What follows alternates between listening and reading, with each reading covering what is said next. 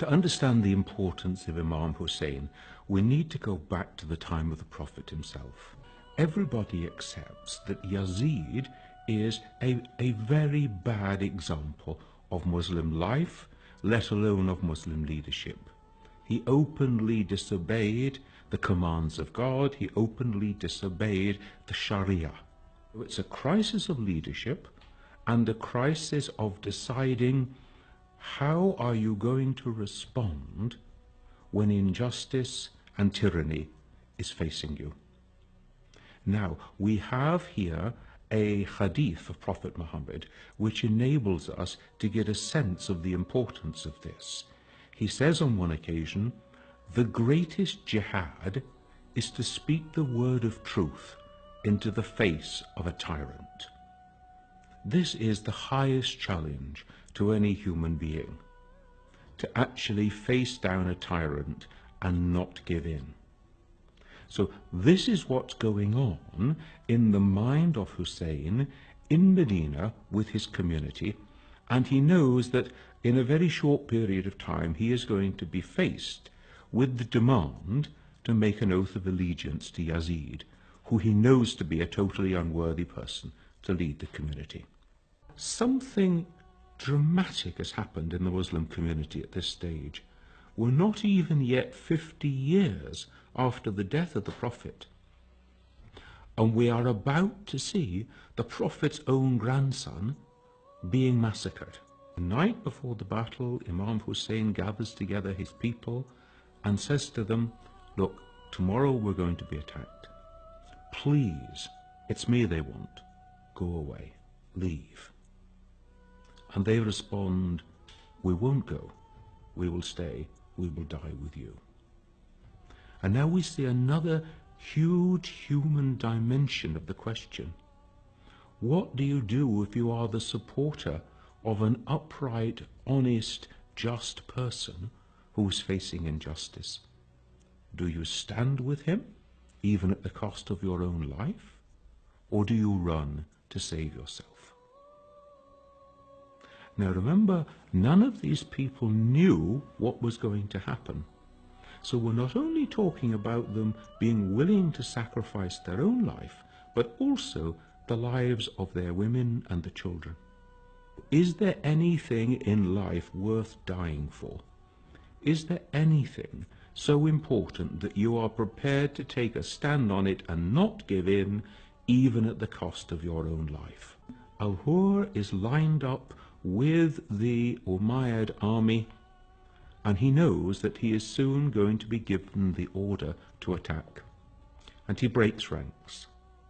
And he rides down to Imam Hussein, he throws himself from his horse, and he asks for his forgiveness. I am the one.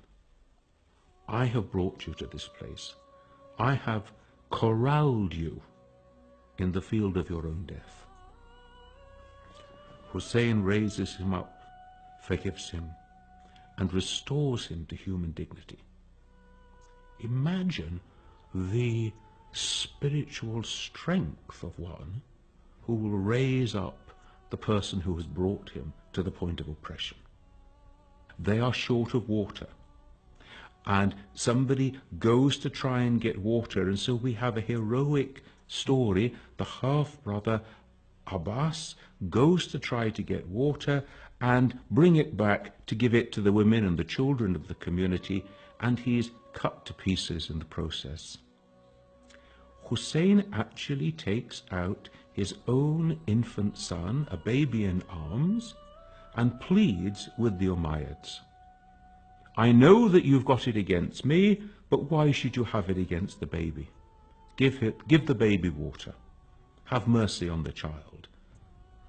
If you won't trust me with the water, I'll leave the child on the rock and you can give it water. And the response is to kill the child in the arms of his father.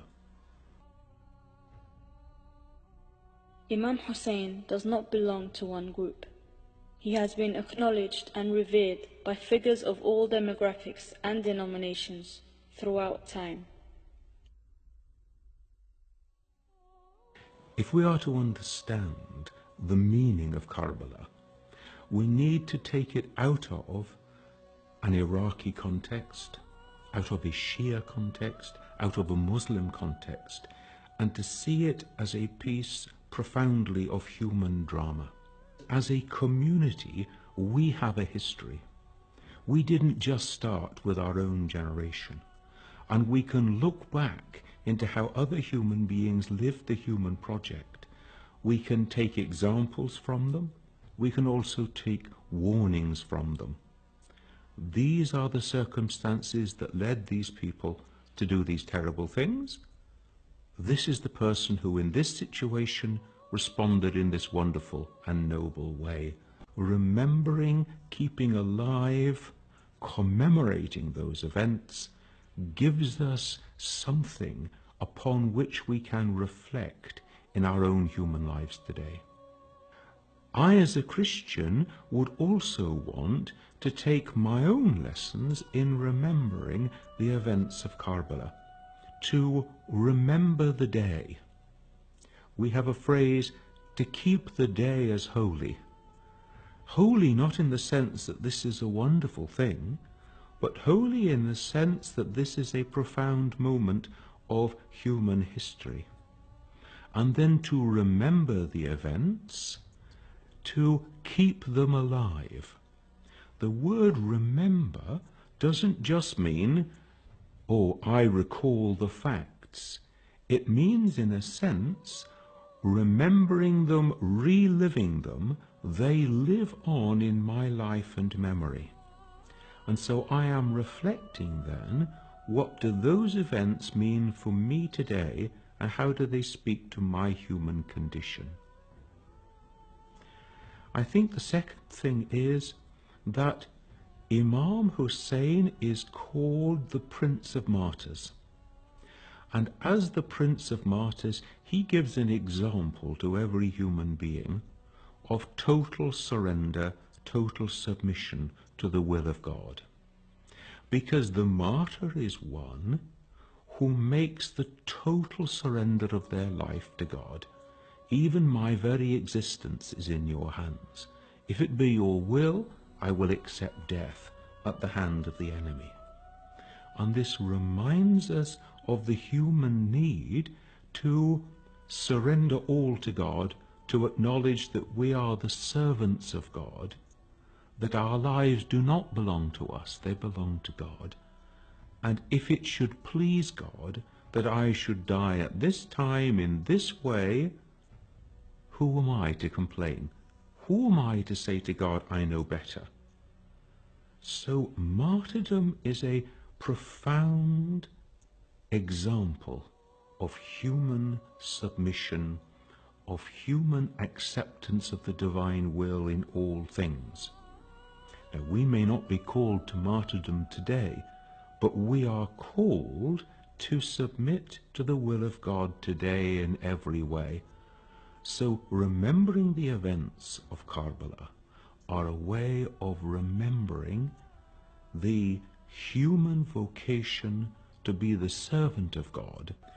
What I find so attractive about the life of Imam Hussein is the many dimensions of his life, even just in these few days leading up to Karbala itself. We see some remarkably virtuous aspects of the life of Hussein. He is generous and kind with the enemy. He gives them water. He gives their horses water. He gives them, as it were, human dignity and respect. The way that we treat our enemy. Are these fellow human beings like me? They have mothers and fathers, they have wives and husbands, they have children and families just like me. The ultimate human responsibility to take another human life. Another great thing that I take from the story of Hussein is his courage. It's easy to talk, but when you're actually waking up to face the field of battle, facing certain death, facing an uncertain future for the ones that you love, for your wives and the children of those who stand with you, It takes courage to stand your ground. And human courage is a very important part of the dignity of being human, in small things and in great. Was the enemy, and the battle was going backwards and forwards. The two of them were fighting together, and eventually Ali overpowers him, has him on the floor, and is just about to kill him. And his enemy from the floor spits into his face. And Ali puts away his sword and walks away. And his own supporters are saying, "What are you doing? You had him. He was on the floor. He was in your hands. One stroke and you would have killed him." And Ali responds, "And I would have done if I could have delivered that stroke before he spat in my face.